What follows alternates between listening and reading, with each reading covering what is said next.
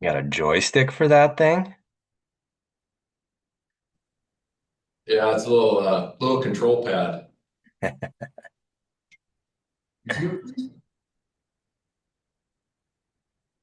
You look like a priest. I see that. There. I thought the same thing. Yeah, right. Right before Easter. Right? Yep. Oh, Father, he has sinned.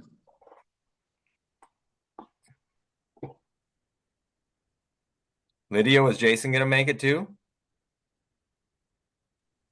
He's gonna try. I can't remember what he said was going on, but he's gonna try to get on here. Okay. Good.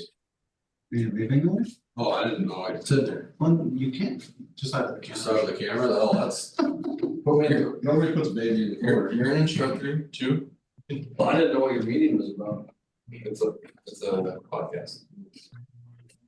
You're part of the defrost. Is this the defrost over? Yeah, the scenes. All right, it's 8:30. Should we get going? All right. Well, for everybody that's going to watch this recording and everybody that's on here, we got a couple watching. This is the first Fuel the Fire podcast that the Instructor Society is putting on. Just a little idea we thought of to try to get a little more word out to North Dakota instructors or anybody that is on a department in North Dakota that wants to try to make their department better. So I guess we can go around the room. My name is Matt Berg. I work in West Fargo. I've been the training chief there now for just over 5 years. Super excited to be on this podcast and try to make the departments in the state better. Jared, go ahead. I'm Jared Rhode. With Dickinson Fire. Been here for a number of years now. I'm the training captain currently. And then with me I have Lieutenant Dustin Hofer. Dustin Hofer, Dickinson Fire, also Southwest Trustee for the NDFA. Yeah. Eric. Yeah, hi, I'm Erik Kanz with the Bismarck Fire Department. Currently representing the Instructor Society as vice president. I've been with Bismarck for just over 10 years. Just hit my 10-year mark in February. I'm a captain and recently took a detail to the academy portion that we have going on right now. So I'm teaching an academy, 40-hour week, which is a change for me. But I'm really enjoying it, and it's an enjoyment teaching an academy. It's the first time for me. So Back to a day walker, right? yep, yeah. Yep. Lydia. Lydia Citta, Bismarck Rural Fire. I've been here for about 10 years, and I am the secretary treasurer for the society. Perfect. So a couple society members on here. Eric, I'm going to send it over to you, I guess. Some of the things that we can discuss is, what is the Instructor Society? Maybe some goals. Talk about the members that are on there, and then I'll have one more question to follow up after that. Yeah, absolutely. And I'm going to lean heavily on Lydia. She keeps us together, like she does with all of her different roles. But we have our canned objectives with the society, but basically we are there as a network for the instructors. Any way that we can be there for the instructors of North Dakota, and actually I think that invitation extends beyond our borders, but more locally in the state of North Dakota, we provide. Uh, Education for for instructors. We bring in education for instructors. We provide a network for those instructors, or try to provide the network. I think that's what we're currently building on by doing this podcast, Matt. I think it's going to help out. I like getting the word out. We want to promote education in the state. And current classes that are going on regionally, like their class that they have in the Southwest region out in Dickinson there, which I think we're going to talk about. I'm excited to hear about that. But and then we provide the representatives for the regions. They coordinate with the NDFA on behalf of the Instructor Society. So they're kind of our boots on the ground in each one of the 4 regions. So, Lydia, did I do okay on that? Is that a good representation? Yes, you got it. Okay, so we got you as the president, Lydia as the treasurer. Is that what you said? Secretary I'm the Treasurer. Secretary treasurer. I'm the vice president. You're the vice president, right? And Yes. who was the president? Jason Wolski's the president. Out of Carrington, right? Carrington, that's Yep, correct. yep. And then who are the regional guys? So our And I'm the regional, yeah. So our regional representatives in Southeast is Jared Larson. He's with Dwight Fire. We have Aaron Landy, who's an NDFA instructor. He's in the Northeast region. And then our Northwest region is Oscar Knutson. I believe he's with Watford. And then we have Joe Gartner in the Southwest region, who's with Bismarck Fire also. Fantastic. I think that regional system works really well. And I think, getting this word out like we're trying to do for people to reach out to your regional rep, to get them to help you out, in any way you can. I know, I'll talk a little bit about the website at the end too, but that website's got lesson plans and resources that any instructor in the state can just take and adapt to your department, which is awesome. And I think, what works in one town won't work in the other. So just making that your own lesson plan as a good guide is really important. So that's awesome. Anything else in the society before we get to a quick roundtable, I think? I don't think so. Don't be afraid to reach out to us. We're always willing to help, get you in contact with whoever you need, basically. Yep, I'll shoot the Facebook and the website up at the end here, but is that kind of the best way to do it? Is on the Facebook page as a Facebook message? I do Facebook message or go to our website, find the contact, find your rep, contact Yeah. them, and we'll get you where you need to be. Is the reps' phone numbers or emails on that website too? It is. Yep. Yeah. That's fantastic. That makes it really simple to reach out to your regional rep and get the ball rolling. Cool. So Erik, I didn't know you were in charge of the academy. I didn't know you switched over to that. So that kind of leads into some of the questions that I have, and Jared and Dustin down there too. You guys can answer any of these. But just in the roundtable, I was kind of thinking of, what's your favorite drills? As you're going to bring it to the department, what's one of your favorite drills to bring to the guys and the crews to get them excited for the day, the week, or the month? Erik, go for it. Yeah, I'll go first. Absolutely. I'm going through the wheel of things that I enjoy doing. I personally I love breaking doors. I think that's a blast. That was the first one that popped up. But ultimately, if we're doing a crew evolution, we're putting holes on the ground. Yeah. We're charging a line. We're flowing water. We're moving.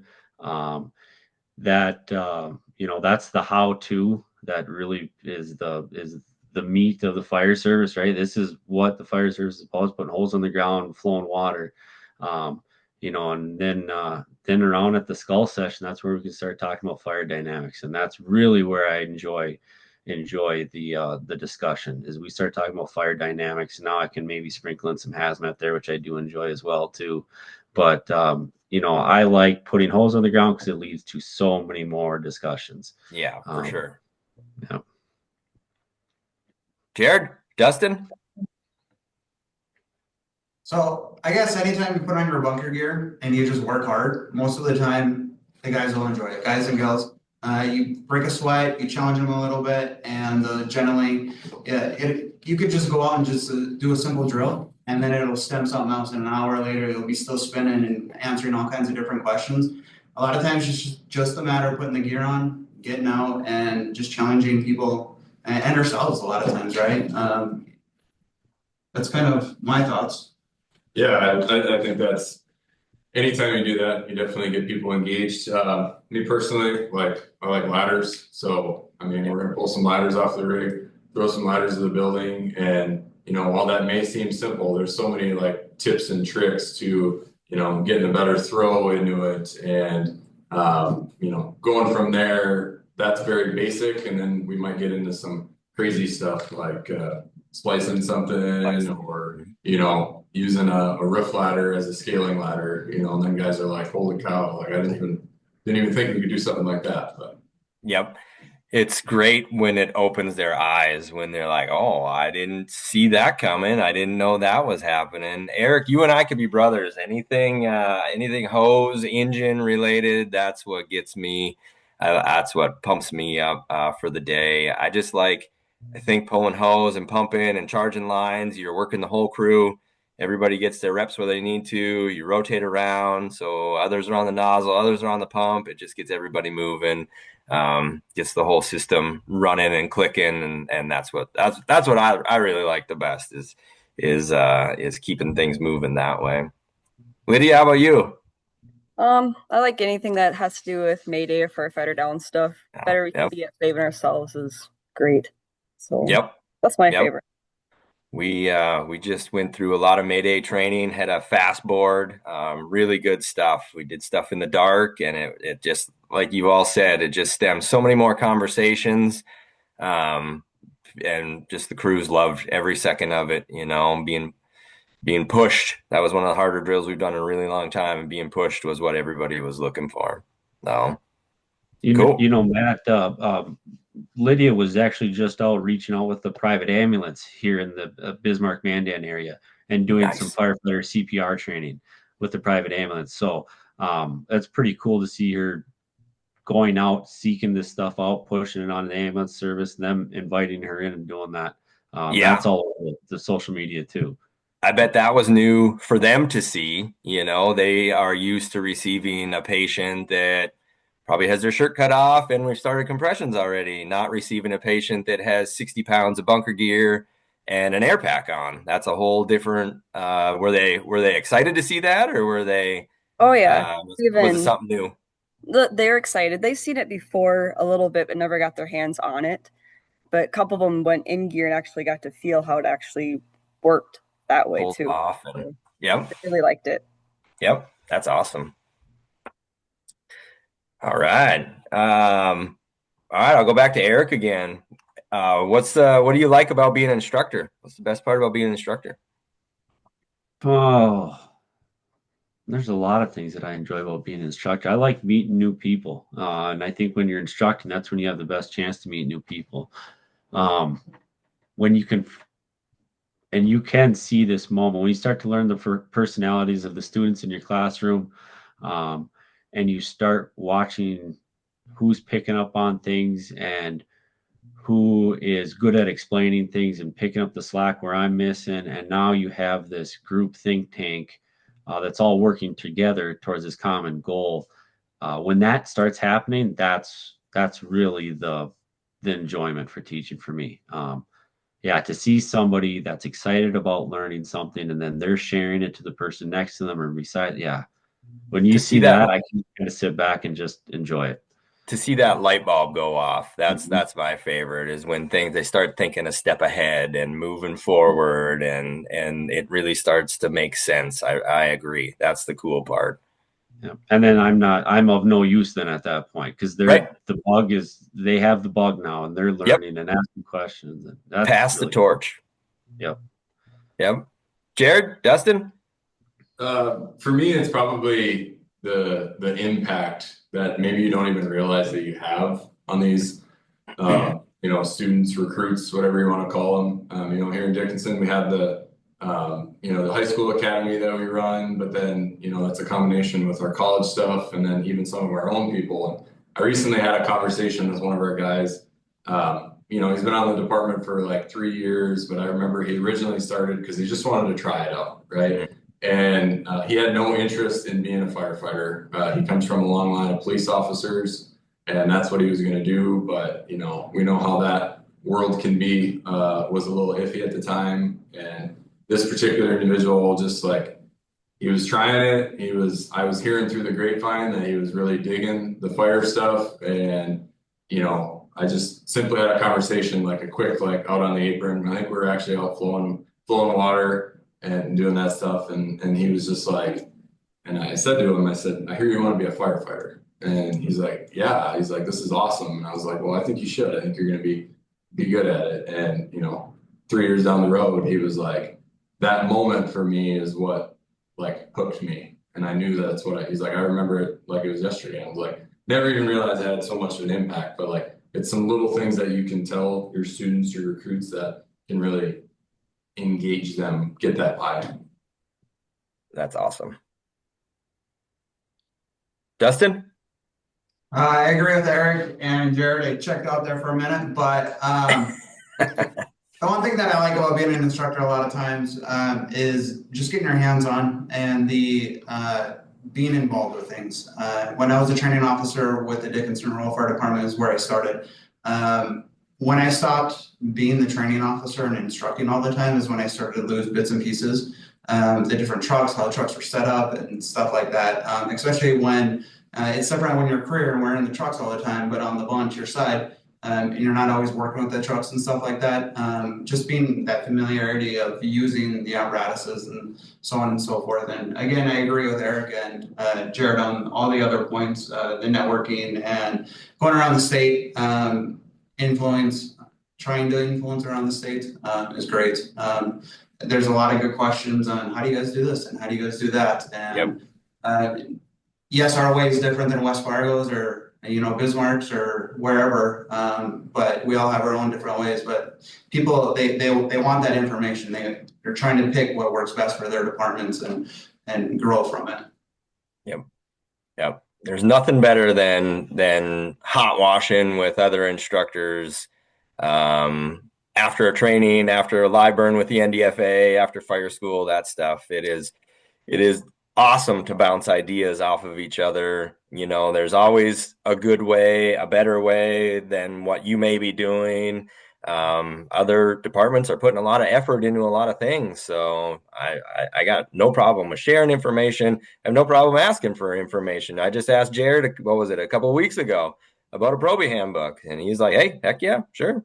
We'll send it over. So it's great to bounce ideas off of other instructors and see the way they're doing it. Will it work for you? Yep, maybe not. And you can take it and make it work for you any way you want, though. Lydia, how about you? What's your favorite part of being an instructor? I like learning from my students and other instructors as I'm instructing. Seeing things through somebody else's eyes opens my eyes to maybe something works out better. I can't tell you how much I've learned from Eric and the group that we teach with, just because I never thought of it that way.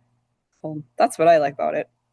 And when you're instructing, it just seems like you can catch so many little moments that can make the drill better, or a little moment that you can use for the next drill, or anything else that can improve that. And you just get your eyes open. You guys have said that now numerous times. Just when you're instructing, you're just standing back, watching what's going on, and you can take in so much. I think that's my favorite part, is watching them grow and just improving, and taking the drill to the next level each and every time. I think that's pretty cool. All right, good on that question. Couple more. What is one important factor to you while you're putting on a training? Like, what's one of your must-haves while you're putting on a training? Eric? Yeah, I got a bunch going through my head right now. I think if we're doing the training, I think the expectations right away. The expectations.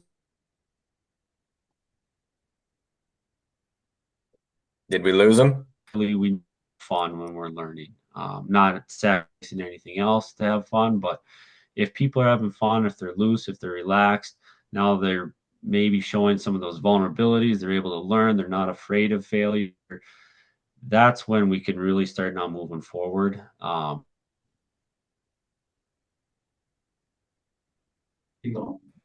Still got me? Yeah, you're back. I'm back. There he is. If we don't have an expectation right away, if the students don't know what to expect from me, and if I don't let them know what I expect of them, it's really hard for us to have an end goal and to grow. But yes, the fun aspect has to be there for people to learn. So yep, I like it. I like it for sure. Goals are really important. Goals and objectives for the whole drill. That's a very important part for every drill, is to know what to expect out of it. If you just say ready, go, you start making up rules, they're going to start getting confused. start simulating things, stuff like that, it's just not going to end very well. It's just going to end in confusion. I agree. Jared?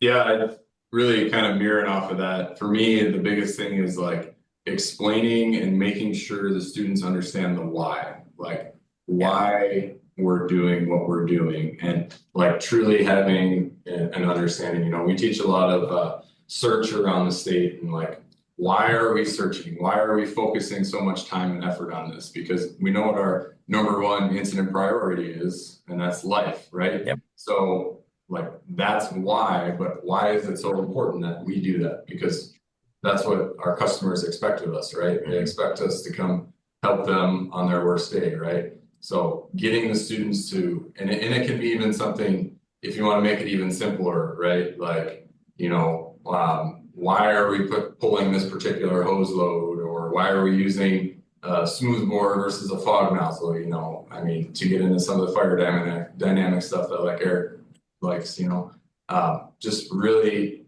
driving that home is gonna, by the end of the day, they're gonna be like, oh, okay, like it really makes sense. This is why.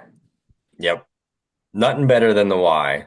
That's going to explain that end game every time on what we need to do. But you said it right. We're always there for the citizens, right? That's why we're here. That's why we have the jobs. We're here to come get them. So that's cool. Lydia? I'd have to say more so I want all my instructors to be on the same page who I'm teaching with. Don't want us to be headbutting, really, I guess you could say. I want us to all be on the same page, know what we're doing, know what each one's going to be doing, and then relaying that to the students who they can contact and all that. That's really important. We've ran into that at fire school, I think, before, where one group is teaching one method, another group is teaching another method. Students get confused, you know, when instructors are on a different page. So it's best to expectations, right? That's the best to have, is to lay out your expectations of what you want to get done, and that goes for the instructors too, to make sure we're teaching the same thing and not confusing them. So my couple are coming with a plan. I think that's really important, is to have a plan. That lesson plan that you have on the website, you know, come with a plan. Make sure they know the expectations and the rules and what's laid out. My last one is realistic. I really want things to be as real as possible. Trying to simulate some smoke or putting some smoke in there, letting them use their tools, letting them use a thermal camera, let them use the tools that they have on the truck, I think is really important. So that realism was one of my big topics. So something I kind of thought of today was anything we can do to shorten the time, maybe decrease the effort. And I'm not talking about being lazy in the effort, but if we could shorten the time, we can get to that person faster. We can put the fire out faster. If we can lessen our effort, we can get there with more air. We can get there with more strength, things like that. So that really hit me today when we were talking with the recruits about ladders, trying to throw them quicker and with less effort. So we are stronger when we get up to the window, and we are faster when we get up to that window. So those were kind of two of my bigger sticking points, was time and effort. The faster we can get there, the stronger we are, and the more air, the better we're going to be. So I thought that was a good sticking point for today too. All right. Anything else they want to bring up? We're moving along pretty good for our first podcast. Books. I threw books in here. I was looking at my little collection that I have. I have a very few, but some things that can help instructors, I guess, is what I was kind of leaning towards. And there's one from ISFSI called the Training Officer's Desk Reference. I think it was $60 or $80 or something like that. I thought that one was very useful. Talked about some NFPA standards that instructors need to worry about and look at. Talked about lesson plans like we've talked about now and things like that. Does anybody else have any other books they can recommend to the group? I mean, that's a good one. I use that one quite often. It's on my desk. Yeah. Yep. I think you have Calm the Chaos here, and that I'm so glad that I see that, because I mean, you can read that book front to back if you want to, but I reference sections of that book all the time, and I go back and I read different different portions. It's one of my favorite books. It's actually in my locker at work right now. I ran around looking for it, and I was like, "Is it in the house here?" No, it's not. Yep. But yeah, that's a great book. Yep, that one's not a real page turner, right? That's more of a textbook style. It's called Mastering Fireground Command, Calm the Chaos. That was a fire engineering book that came out last year. I thought that one was really good too, and you can pick pieces from officer training in that book all the way down to just regular firefighting pieces. So it's a good book that covers the whole service. So I thought that one was really good. Anybody else have one they recommend? I know the Book of Andy's awesome. I put this Multipliers down. I got that off of Corley Moore's podcast and bought it. And it's just having a positive attitude, spreading it through your department. That was the biggest message that one. Multiply your positivity to your people. And I thought that was a really good message that I try to do. Try to do when I'm at work. So that one's a cool one too. I think Liz Wiseman is the author of that one. If you're interested in looking that one up. No, I'm not much of a reader. I guess I'll put a plug out there for the Book of Search, relatively new, right? Yep. But and I haven't been cover to cover yet through the whole thing. But just even looking through the table of contents and like, oh, I want to, I can put together a quick training from that book. Like, that is such a good book. This just collection of how every, across the country, Dustin talked about it earlier, like, West Fargo, Bismarck, Dickinson may all be doing things a little bit differently, but here's how we do it. Maybe this way works for you. Maybe it doesn't, Yep. That is really awesome. I know we have a printed off copy in our radio room.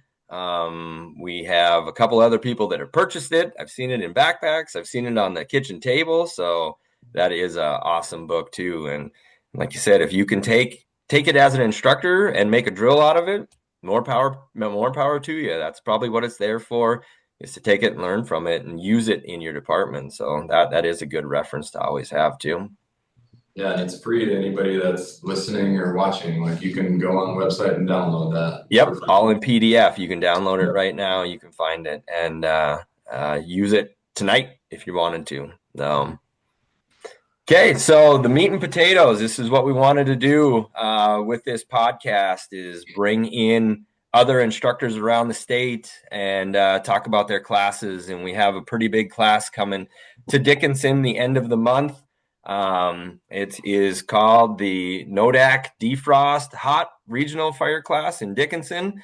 Jared and Dustin here have been, there was flyers at fire school. If you're out at fire school, doing a great job promoting that.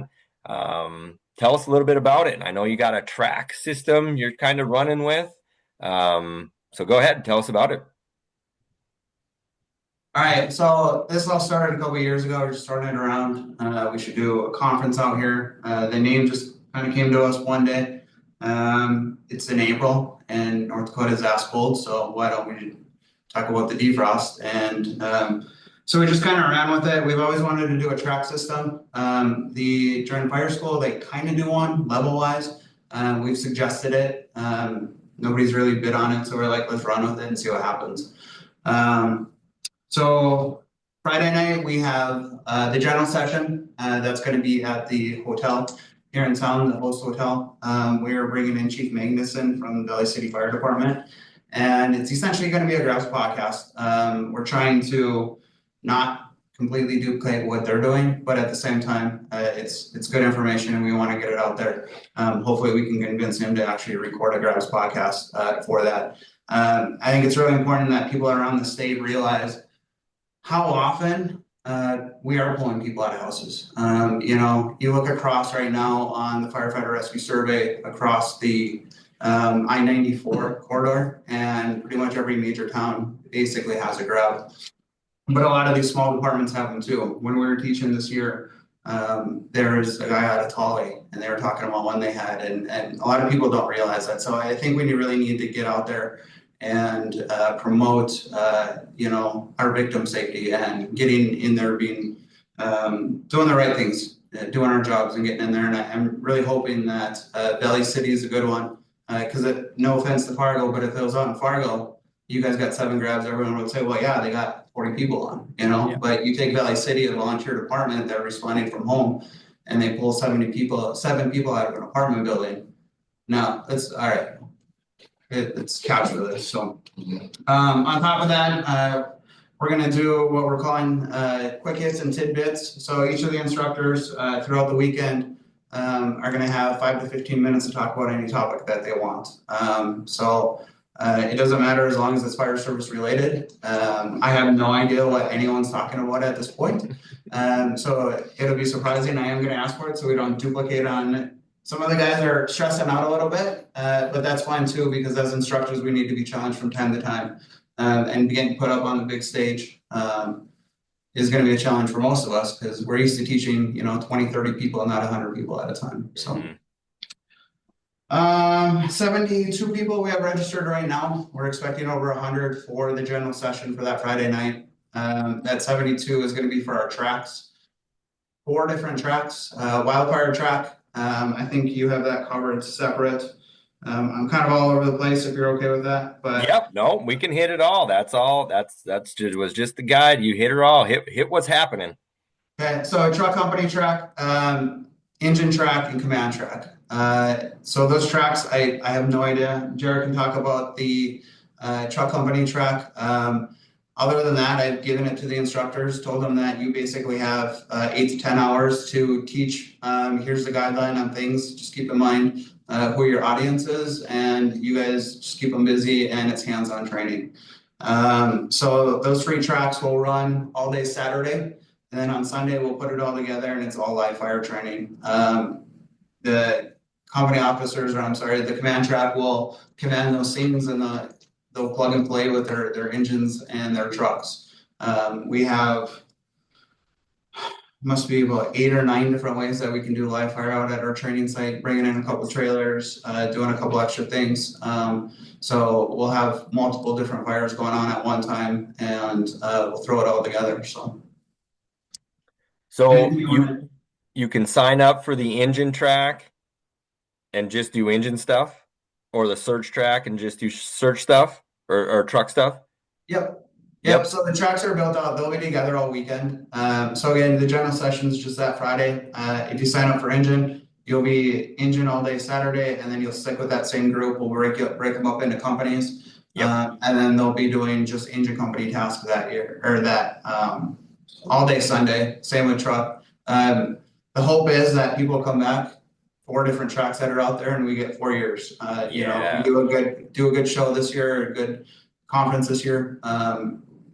They'll come back for 4 years to hit all the tracks, and we'll add going down the road a rescue track, and hopefully not a hazmat track, but we'll probably have to do that. But never do that. As far as the wildfire track goes, really important. We got a handful of people that are doing that. So the North Dakota Forest Service is doing that for us. That's a 4-day that starts on Thursday, and they will go through the entire red card certification. I believe they're doing the pack test, they're doing digging line, they're doing pretty much everything in that 4 days. Yes, they can still sign up. I don't think Julie is planning on closing registration at any point. We're not printing off any cards or anything like that. So even if they walk in the day, we'll take them. So absolutely not turn anyone down. So that's cool. So these tracks, are they geared towards new firefighters, seasoned firefighters, all firefighters? It'll kind of be the instructor will take them and run with them no matter what their level is? Yeah, so the idea, we have 3 instructors in every track. So the idea behind that is, and at least the way I'm kind of planning it for the truck track, engine's going to be the same. We have that 8 to 10 hour day, whatever it's going to be on Saturday.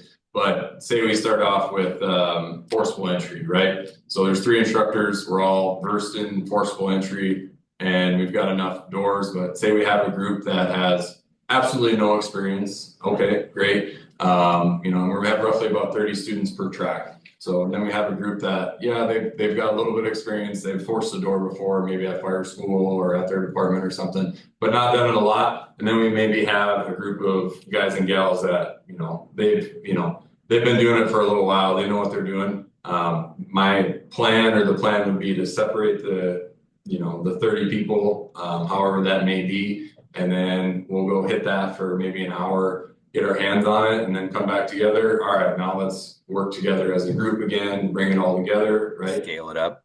Yep. So it's going to be versatile, right? It'll be good for the newest person all the way up to, the most seasoned person.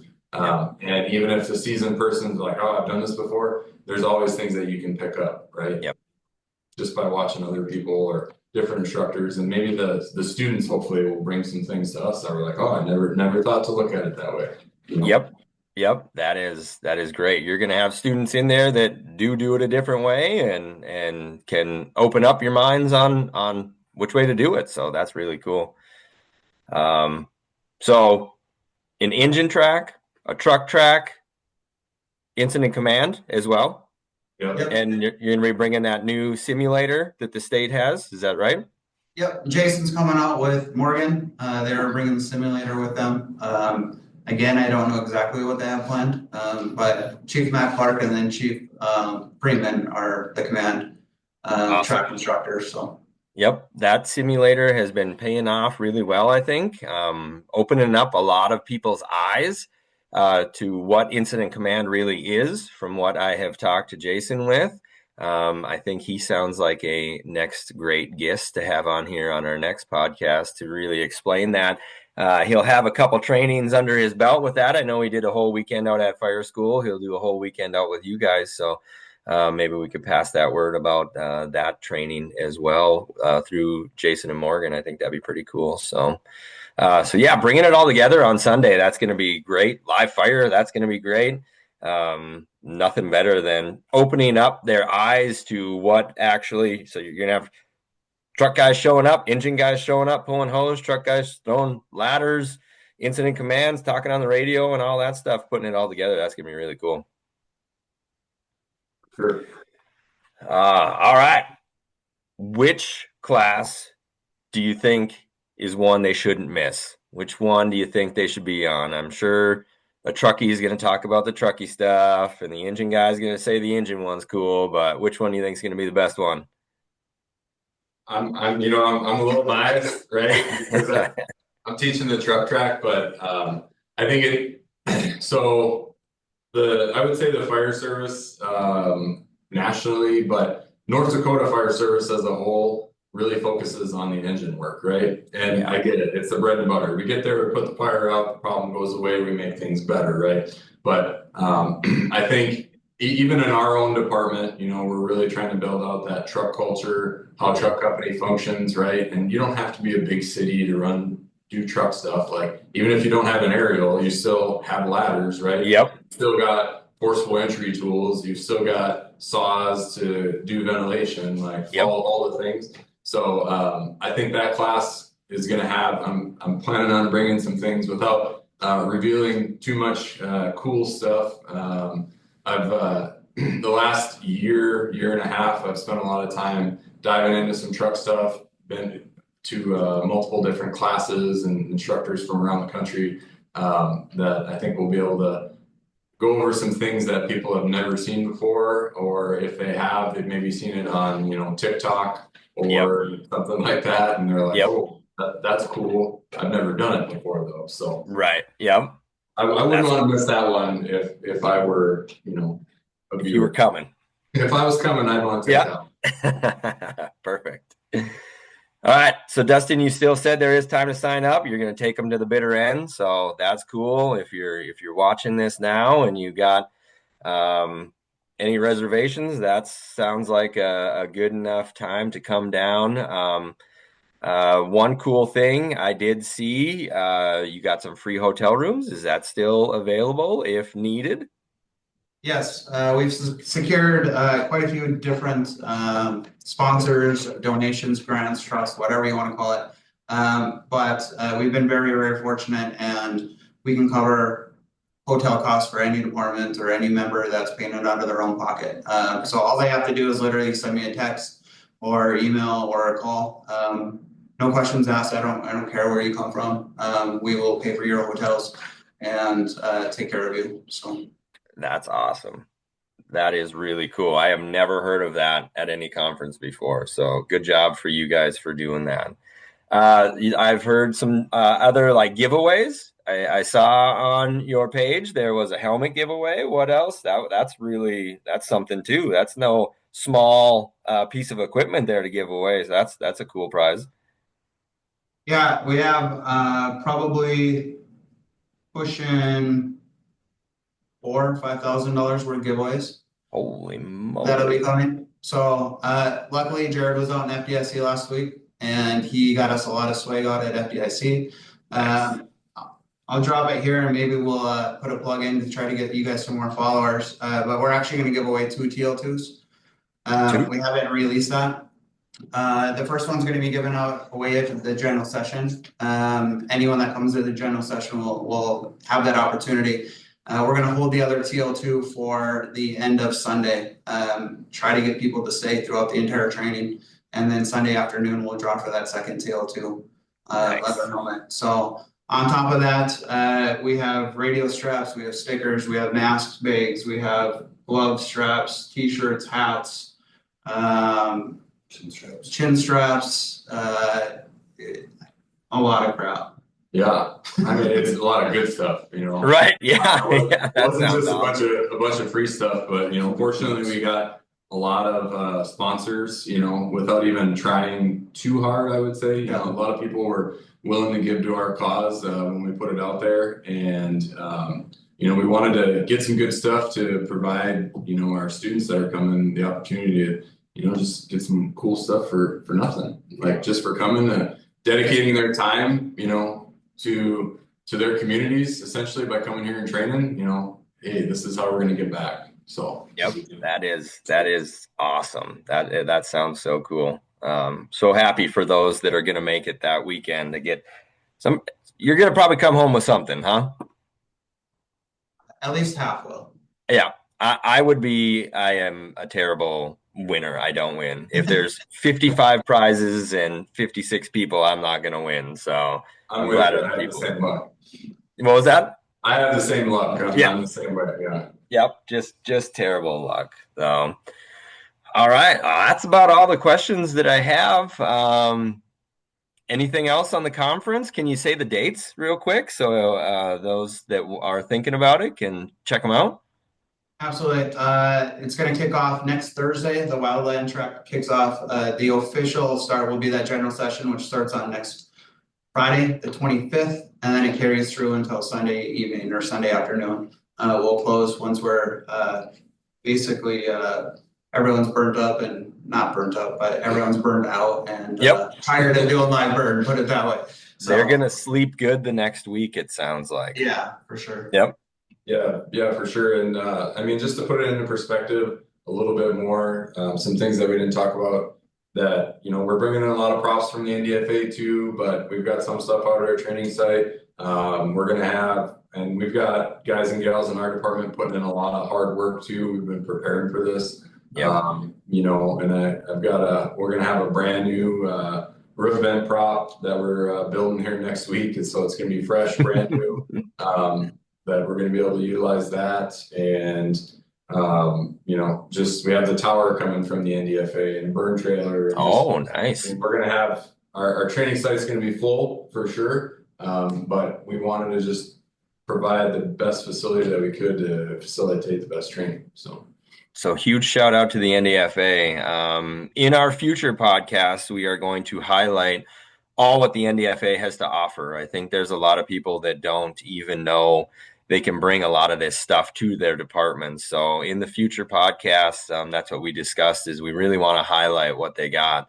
That tower we've seen at fire school now, they've got propane fire props, car fire props, the forcible entry props. So we'll talk about more in those in depth too in future podcasts. But that's great. You're going to have all of it there being used the whole weekend. So big shout out to the NDFA for getting that set up. Okay. Lydia, Eric, I think we're doing good for our first ever, huh? Oh yeah, yes. doing great. So that about wraps it up. I would like to end with trying to follow the society a little bit better on Facebook. It's North Dakota Fire Instructor Society. You can like and follow them there. YouTube. Our hopes is to switch this over to YouTube. In order to do that, we need 50 likes. So if you could share that to your pages too, it's ND Fire Instructors is what is on YouTube. And then I did not write down the website. Lydia, can you hit the website for us? Guys, give me 1 second here for you. I'll just share my stuff here.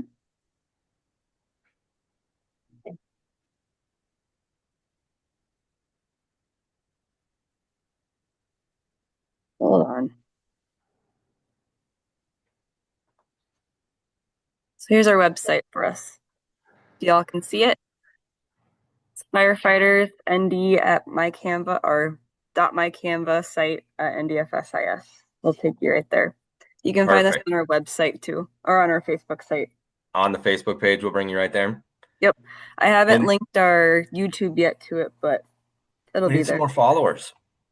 Mm-hmm. This site is where you're going to find those lesson plans. You'll be able to make them fit your department, and like I mentioned before, have that game plan before the trainings. Right there is lesson plans. So, is it just a Word document, just a fillable Word document?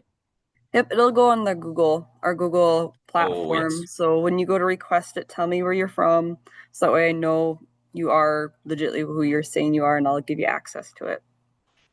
Cool.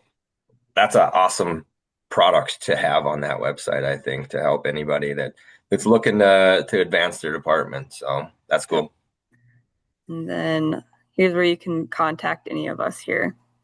Perfect. There you are. Awesome. Well, I think that's going to wrap up our first Instructor Society Fuel the Fire podcast. So I think that went really well. I appreciate all the speakers, the guests on here. Jared, Dustin, I hope you have an amazing conference. It's sounds like it's going to be great. So that track system I think is going to work great. It's going to be cool to be there for the donations as well, but good work, guys. That's awesome to have in our state. Great asset that hopefully continues throughout the years. Like you said, Dustin, get people come back for 4 more years and hit all the tracks. Absolutely. Thank you guys for having us. Yeah, we appreciate it. Yep. All right. Thank you. Look forward to doing this again. We do not have a date, but we will look forward. We'll share it on the Facebook page and get that word out there sometime before we send out the next one. Thank you. Thanks. Thank you. Yep. Night. Thank you, guys.